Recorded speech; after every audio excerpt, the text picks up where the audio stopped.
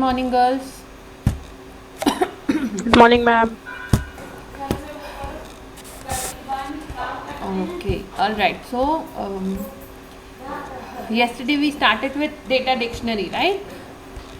So, data dictionary Yes, ma'am. is nothing but a sort of search document for the entire data base. Okay, when we store a data, in organizations there is a huge amount of data, not like what we have in college or in for small research projects. Okay, like if I ask you to collect the data of all the marks that your classmates have got in class 12, so that would be a small record because the number of people involved in the collection is very less. Okay, but in organizations the data is huge. There are so many things that about which data is collected, like the number of employees, all details of employees, the remuneration that is given to the employees in every month, their attendance details, their personal details, then data about production, data about past production, data about various strategies that have been made. Okay, so much amount of data requires a direction for the user in order to understand how to locate or how to find what I am looking for. Okay, so data dictionary is nothing but a repository means a collection, a storage house, or like a warehouse of data. Okay, in other words, it is a set of precise and accurate definitions of all DFTs, data elements and data structures. There are three main items present in the data dictionary. First is data item. So what is a data item? It is the smallest unit of data and cannot be decomposed further. So like a record, like name of youngest student in your class. Okay, so that would be just one small point of data. That is a data item. Okay, the smallest unit of data. Then next is data structures. So data structure is a group of elements handled as a unit. So data structure is a group of element handled as a unit. A data structure contains a number of data elements as its field. So data structure may be one of the table can be known as a data structure. Okay, so a data structure contains many rows and many columns, so like data elements and fields. Okay, then data flows and data stores. So data flows are nothing but data structures in motion. So data stores we already saw in DFD. What is a data store? Who can tell me what a data store is?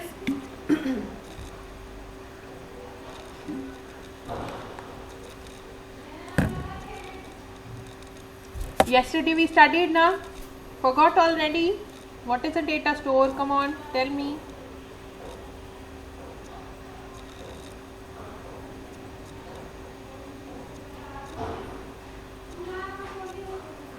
Okay, where all the information is available. Yes, actually a data store is where all the information is saved. Very good.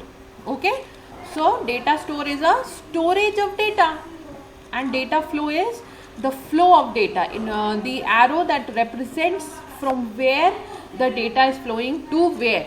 Okay, then next, data dictionary contains metadata, that is data about the data. So metadata is a more simplified form of a data dictionary. It is a part of data dictionary. Okay, so metadata is data about database.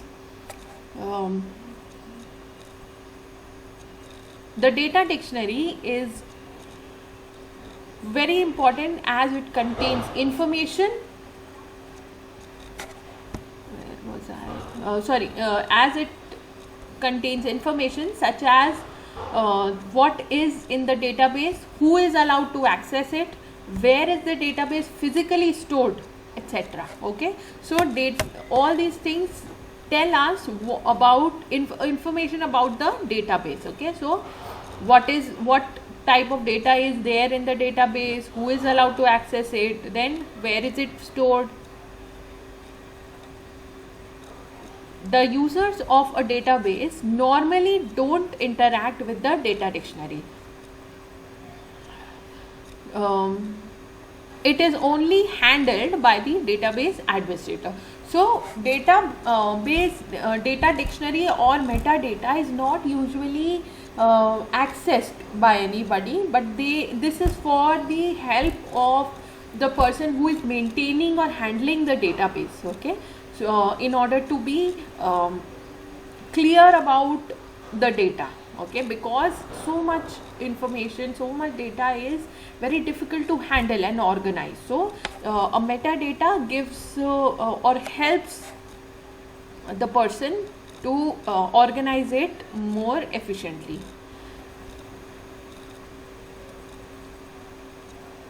Then data dictionary in general contains information about the following: names of all database tables and their schemes. So what is stored in the database and the name of tables, how many tables are there. Then details about all the tables in the database such as their owner, their security constraints, when they are created, etc. Then physical information about the tables such as where they are stored and how. Then table constraints such as a primary key attribute, foreign key information, etc. Now primary key and foreign key, these are technical terms. Actually primary key is that part of the data or that part of the table, or we can say that column of the table which defines or separates the each of the record from each other. Okay, like if I collect the marks of all the students in your class, I can say your roll numbers would be the primary key. Okay, because every person would have a different roll number, right? And your roll numbers can specifically identify your record. Okay, so that is what primary key is. Foreign key is when one table has information or one of the rows linked to another table. Foreign table means it is not part of this particular table, but it is part of another table and is related to this table. Okay, so you do not need to worry about such technical terms, but just for your information you should know. So table contains how many primary keys are there, how many foreign keys are there. Okay, all these things are stored there. Then information about the database views that are visible. So how many people have viewed the data in the past year or month or day or week, whatever. Okay, next we come to data dictionary notation. So there are many common notational schemes used by system analysts. The one shown below is the more common and it uses a number of simple symbols. So what are the symbols? Equal to represents is composed of, plus represents and, then this brackets, small brackets represent optional, that is it may be present or not. Then curly brackets represent iteration. Square brackets select one of several alternative choices. Double asterisks represent comment. Then @ is the identifier or key field for a store, and single separator is the separator alternative choices in the square bracket construct. Okay, so these are the notations or the symbols that are used in data dictionary. Then functions of data dictionary. It defines the data objects of each user in the database.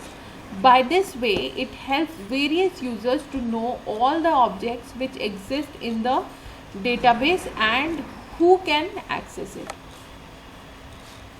Okay, so firstly it tells us everything about the database and who can actually access the database. One cannot remember all the tables. Okay, views, constraints, etc. in a huge database. If the user wants to search for one particular table, say something related to salary, and he just remembers that table name has salary in it but does not know exact name, then he should fire query or data dictionary view to get all the table names with salary. From the list of resulting tables, he can identify which table that he was searching. The description of the table also helps him in this case. Okay, then so this was very explanatory. This is the example that is given about why we need the data dictionary. Then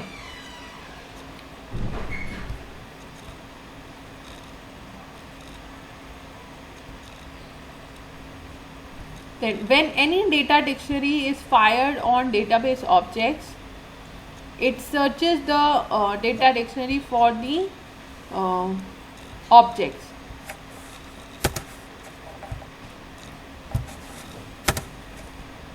Then underlying DBMS software. DBMS is database management system software, identifies the object based on the data dictionary. Okay, so any kind of searching that we do on the data dictionary is then the query is then sent to the DBMS software and it identifies what we are looking for. These changes are reflected in the base table and hence in the user views. It controls the access to different objects in the database by means of its views.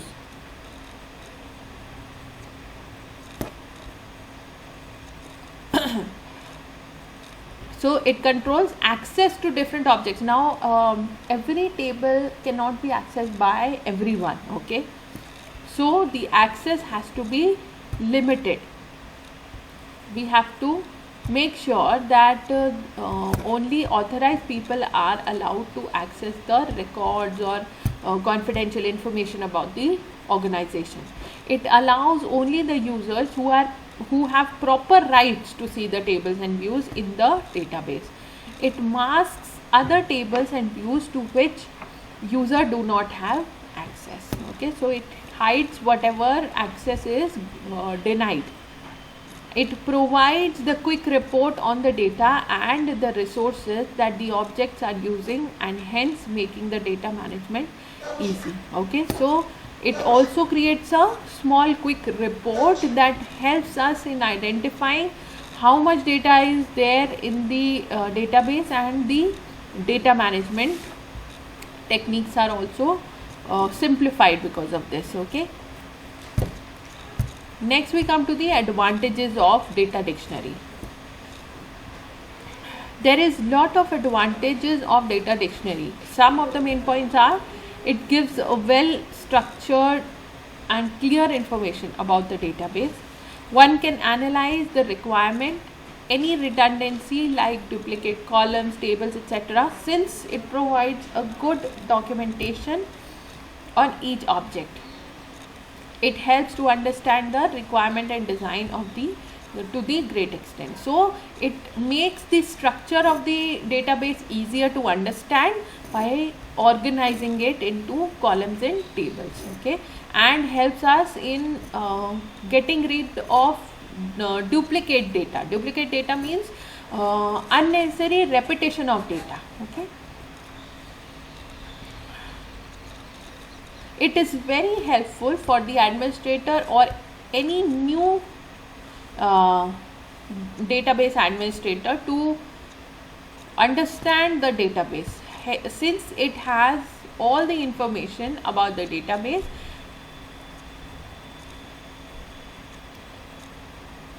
database administrator can easily be able to track any chaos in the database. So if there is any kind of issue or problem or disturbance in the database or any mishap of data, the DBA or database administrator can directly track it. Then, since database is very huge,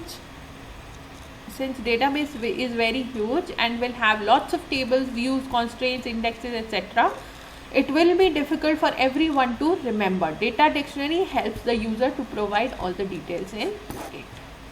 Okay. Then coming to disadvantages. So I'm not explaining it too much because these are very simple points written in very simple language. So if there is anything you're not able to understand, you can ask me. Okay. Then disadvantages of data dictionary. Creating a new data dictionary is a very big task. Now let's take an example of this college, or let's say RDVV University. Okay, now RDVV, our university, at this point of time or at any point of time, it has thousands of students registered or studying in various colleges that are affiliated to RDVV. And if we try to create a database of RDVV University, it will hold the information about all the colleges that are registered under it, all the students that are admitted under each of the colleges, all the courses that are running, the details of marks of each of the students, the exam details, the details of employees of various departments, the work that they are assigned, the salaries of those employees. So just think about how huge that database would be. Okay, and then creating a data dictionary for it means we have to mention every small detail that there are let's say X number of tables in the entire database. Then every single table has how many records, how many primary keys, then what is the name of each of the table, who is allowed to access which table. All these things would be very difficult to organize and maintain.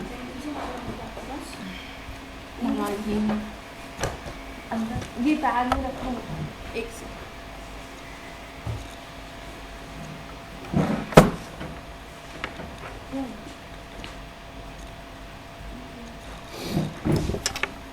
It should be well designed in advance to take all the advantages of it.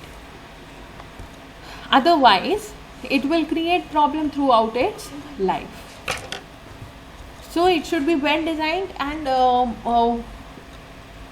designing it or creating it is a huge task, and to create it in the right way is also important. We cannot just create a data dictionary for the sake of creating it. Okay, if there are mistakes or issues in the data dictionary, it will not be considered as effective as it should be. Then the cost of data dictionary will be bit high, as it includes its initial build and hardware charges as well as cost of maintenance. So constant updation is required, constant maintaining of the records are required. So it may cost a little excess amount of expense plus time plus energy. Then non-technical users will not be able to understand it. What the columns in the data dictionary views are, it is meant only for the technical users. Okay, so this is also a very big disadvantage.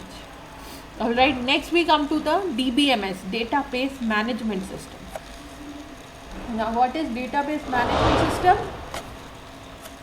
First of all, let's see about database. A database is a collection of related data that represents some aspects of the real world. A database system is designed to build and populated with data for a certain task. So what is data? What is database? Database is a collection of related data. Okay, related. Why is related mentioned here? Because when we create a database or we create a table, it has to be in relation to each other. We just do not put together data that are not related to each other in the same database or same table. Okay.